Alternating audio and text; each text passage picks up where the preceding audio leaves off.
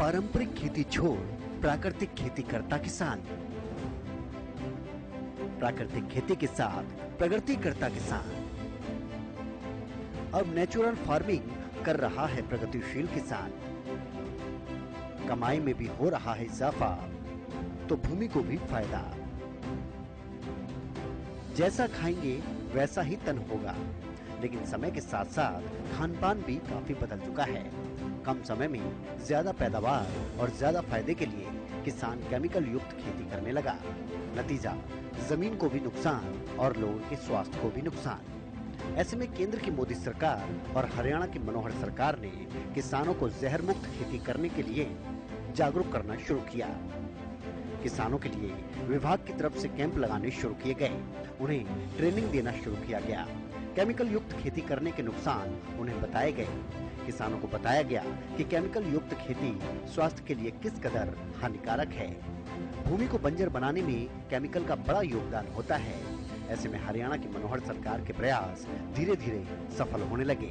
किसान natural farming के लिए प्रोत्साहित होने लगे, असर दिखने लगा और आज के समय में हरियाणा के हर दूसरे किसान को प्राकृतिक खेती करते देखा जा सकता है। आज हरियाणा में किसान न सिर्फ प्राकृतिक खेती कर रहा है, बल्कि उसकी कमाई में भी इजाफा हो रहा है। समय को देखते हुए लोग भी जागरूक हो रहे हैं और प्राकृतिक सब्जियों और फलों को ही अपने जीवन में प्राथमिकता दे रहे हैं। ऐसे में किसानों को भी ज्यादा परेशानी नहीं होती अपनी फसल या सब्जियों को बेचने में। हरियाणा में ज्यादातर जगहों पर खेतों में ही प्राकृतिक सब्जियों और फलों को खरीद लिया जाता है। ऐसे ही बहुत से किसान होडल के बड़ौली गांव में हैं, जहां सिर्फ और सिर्फ प्राकृतिक खेती पर ही किसानों का जोर है। यहाँ के किसान आज अपने खेतों में प्राकृतिक तौर पर जहर मुक्त खेती कर सब्जियां उगा रहे हैं और मोटा मुनाफा भी कमा रहे हैं। सर, जो सब्जियां हम उगाते हैं पूरी तरह से प्राकृतिक खेती यानी जैविक खेती जो सरकार के द्वारा मुहिम चलाई गई है उसके अनुसार उगाते हैं। और हमारा प्रयास है कि पूरी तरह से जो भी सब्जियां हो जहर मुक्त हो और अच्छी क्वालिटी की पैदा हो और सीजनेबल सब्जियां हो। तरह तरह की सब्जियां हम अपने यहाँ पर उगाते रहते हैं, जिससे कि ग्राहक काफ़ी संतुष्ट है। जिन ग्राहकों को सब्जियां जाती है वो बार बार लेने के लिए आ रहे हैं और जिससे कि हमें भी प्रसन्नता होती है और एक जागरूकता मिलती है और एक प्रोत्साहन मिलता है कि जो सब्जियां हम उगा रहे हैं कुछ लोग यानी बहुत बड़े पैमाने पर हम कहें तो लोग बहुत पसंद करते हैं। जो सब्जियां हैं अब धीरे धीरे जो बड़े शहर हैं उनकी तरफ भी हम पहुंचाने लगे हैं, जैसे कि गुड़गांव है, पलवल है, फरीदाबाद है। इनसे भी लोग हमसे जुड़ने लगे हैं। आप धान और सरसों की फसल क्यों नहीं करते? सर, धान और सरसों की फसल इसलिए नहीं करते क्योंकि उनमें सब्जी की अपेक्षा कम मुनाफा है। क्योंकि उनमें आजकल क्या है कि जो जैविक तरीके से नहीं कर रहे हैं धान को, और यूरिया, डीएपी और अन्य तरह के खाद काफी मात्रा में डाल रहे हैं, जिससे कि जो भूमि की उर्वरक शक्ति है वो कम होती जा रही है दिन प्रतिदिन। और जो हम सब्जियां उगा रहे हैं वो पूरी तरह से गोबर के खाद, केचुए के खाद और अन्य जो नीम है और घर में बना हुआ जीव रस है उससे बनाते हैं, जिससे कि उसमें बहुत ही मतलब अच्छा न्यूट्रिशन फसल में होता है और खाने के बाद आप अच्छा अनुभव करते हैं। क्या सरकार की ओर से हमें सब्सिडी भी मिलती है? सरकार की तरफ से बहुत ज़्यादा सहयोग रहा है, कई बार हमें सब्सिडी मिली है और हम बार बार सरकार का धन्यवाद करते हैं कि जो समय समय पर सरकार किसानों को सब्सिडी दे रही है। बम्बू स्टिक के लिए अभी सब्सिडी हमें दी गई है, जिसके द्वारा हमने बम्बू लगाया हुआ है सारे उसमें। तो सरकार समय समय पर इसके लिए हम सरकार का बहुत बहुत धन्यवाद करते हैं। प्रगतिशील किसान राजेंद्र और प्रेम सिंह भी बताते हैं कि आज के समय में गांव के ज्यादातर किसान प्राकृतिक खेती ही कर रहे हैं। इसके लिए वो हरियाणा सरकार और कृषि विभाग का भी तहे दिल से धन्यवाद करते हैं, जिन्होंने हमें प्राकृतिक खेती के लिए प्रोत्साहित किया। उन्हें हर तरह की मदद हरियाणा की मनोहर सरकार की तरफ से मिल रही है। समय समय पर अधिकारी आते हैं और उन्हें उचित जानकारी देते हैं। इसके अलावा हरियाणा सरकार की तरफ से उन्हें सब्सिडी भी दी जाती है, जिसकी वजह से उनकी लागत भी कम आती है और कमाई भी लगातार बढ़ रही है। और इसमें हरी मिर्च है और जैसे कि हल्दी है, सरसों है, पालक है, मेथी है, धनिया है, सेंगरी है, आलू है, ये अनेक प्रकार की सब्जियां हम उगाते हैं। क्या सरकार की तरफ से आपको सब्सिडी मिलती है? सरकार की तरफ से हमें बहुत अनुदान मिलता है, बहुत मदद मिलती है। हम जो है सरकार के बहुत आभारी हैं और जो है सरकार के लिए हम बहुत धन्यवाद करते हैं। अफसर भी बार बार चेक करके जाते हैं, आते हैं। भाई हम तो ये कहना चाहते हैं कि हर आदमी जैविक खेती करे, उससे बहुत प्रोत्साहन मिलता है। ऐसी बात नहीं है कि जो खेती में जो है कमजोरी है, ये सब कुछ पैदावार बढ़िया होती है। इससे देसी खाद डालने से, जैविक खेती करने से बहुत लाभ मिलता है। हम सब्जी की खेती करते हैं।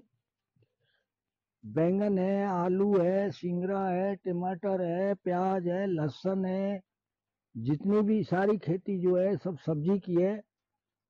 इसमें हमारा सहयोग जो है सरकार की तरफ से भी जो है बहुत अच्छा है। हमें सब्सिडी जो दे रही है उसका हम सरकार को बहुत अच्छा धन्यवाद करते हैं।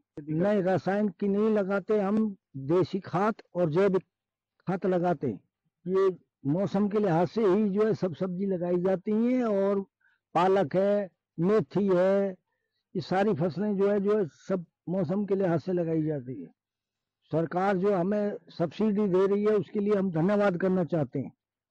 और किसानों को क्या संदेश देना चाहते हैं? जो कोई भी देख के जाता है वो सब ये कहते हैं कि भाई हमें भी ये बताओ, सिखाओ, और जो है हम भी ये सब्जी का खेती 1-2 एकड़ में करना चाहते हैं। प्राकृतिक खेती कृषि की प्राचीन पद्धति है। ये भूमि के प्राकृतिक स्वरूप को बनाए रखती है।